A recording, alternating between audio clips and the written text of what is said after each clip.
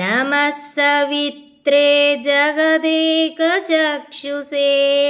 जगत्प्रसूतिस्थितिनाशहेतवे त्रयीमयाय त्रिगुणात्मधारिणे विरिञ्चि नारायण शङ्करात्मने ततो युद्धपरिश्रान्तं समरे चिन्तया स्थितं रावणं जाग्रतो दृष्ट्वा युद्धाय समुपस्थितं दैवतैश्च समागम्य द्रष्टुमभ्यागतोरणम् उपागम्याब्रवीद्रामम् अगस्त्यो भगवान् ऋषिः राम राम महाबाहो शृणु गुह्यं सनातनं येन सर्वान् नरीन् वत्स समरे विजयिष्यसि आदित्यहृदयं पुण्यं सर्वशत्रुविनाशनं जयावहं जपे नित्यम् अक्षयं परमं शिवम् सर्वमङ्गलमाङ्गल्यं सर्वपापप्रणाशनं चिन्ताशोकप्रशमनम् आयुर्वर्धनमुत्तमं रश्मिमन्तं समुद्यन्तं देवासुरनमस्कृतं पूजयस्व विवस्वन्तं भास्करं भुवनेश्वरं सर्वदेवात्मको हेश तेजस्वी रश्मिभावनः एष देवासुरगणान् लोकान् पाति गभस्तिभिः एष ब्रह्मा च विष्णुश्च शिवस्कन्दप्रजापतिः महेन्द्रो दनदः कालो यमः सोमो ह्यपाम्पतिः पितरो वसवः साध्या ह्यश्विनौ मरुतो मनुः वायुर्वह्निः प्रजाप्राणः ऋतुकर्ता प्रभाकरः आदित्यः सविता सूर्यः खगः पूषा गभस्तिमान् सुवर्णसदृशो भानुः स्वर्णरेतादिवाकरः हरिदस्वसहस्रार्चिः सप्तसप्तिर्मरीचिमान् तिमिरोन्मतनः शम्भुः त्वष्टा मार्ताण्डकोऽंशुमान् हिरण्यगर्भः शिशिरः तपनो भास्करो रविः अग्निगर्भोदिते पुत्रः शङ्खः शिशिरनाशनः व्योमनाथस्तमो भेदी ऋग्यजुस्सामपारगः घनवृष्टिरपां मित्रः विन्ध्यवीतिप्लवङ्गमः आतपी मण्डली मृत्युः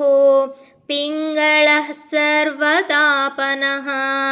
कविर्विश्वो महातेजा रक्तः सर्वभवोद्भवः नक्षत्रग्रहताराणाम् आदिपो विश्वभावनः तेजसामपि तेजस्वी द्वादशात्मन्नमोऽस्तु ते नमः पूर्वाय गिरये पश्चिमायाद्रये नमः ज्योतिर्गणानां पतये धिनाधिपतये नमः जयाय जयभद्राय हर्यस्वाय नमो नमः नमो नमः सहस्रांशो आदित्याय नमो नमः नमः उग्राय वीराय सारंगाय नमो नमः नमः पद्मप्रबोधाय मार्ताण्डाय नमो नमः ब्रह्मेशानाच्युतेशाय सूर्यादित्यवर्चसे भास्वते सर्वभक्षाय रौद्राय वपुषे नमः तमोघ्नाय हिमघ्नाय शत्रुघ्नायामितात्मने कृतघ्नघ्नाय देवाय ज्योतिषां पतये नमः तप्तचामीकराभाय वह्नये विश्वकर्मणे नमस्तमोभिनिघ्नाय रवये लोकसाक्षिणे नाशयत्येष वैभूतं तदेव सृजति प्रभुः पायत्येष तपत्येष वर्ष्यत्येष गभस्तिभिः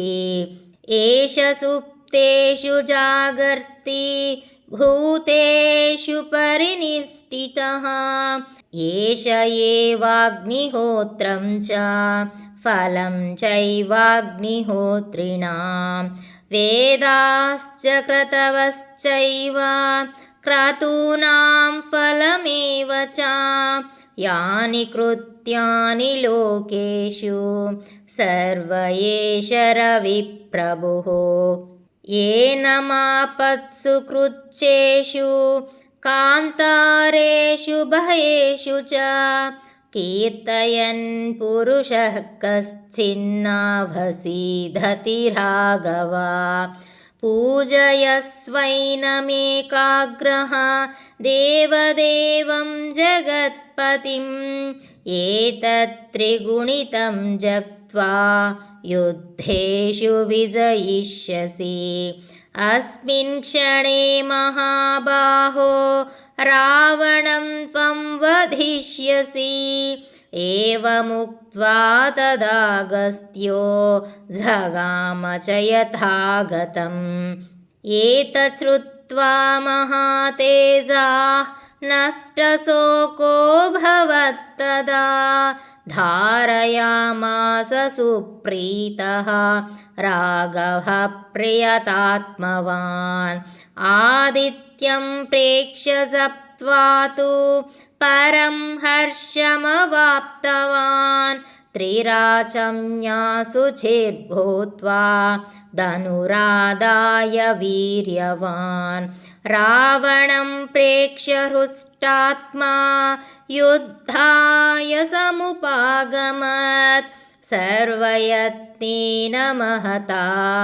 वधे तस्य धृतोऽभवत् अदरविरवदनिरीक्ष्य रामं मुदितमनाः परमं प्रहुष्यमाणः निशिचरपतिसंशयं विदित्वा सुरगणमध्यगतो वचस्त्वरेति इत्यार्षे श्रीमद् रामायणे वाल्मीकिये आदिकाव्ये युद्धकाण्डे 5अधिकशततमः सर्गः।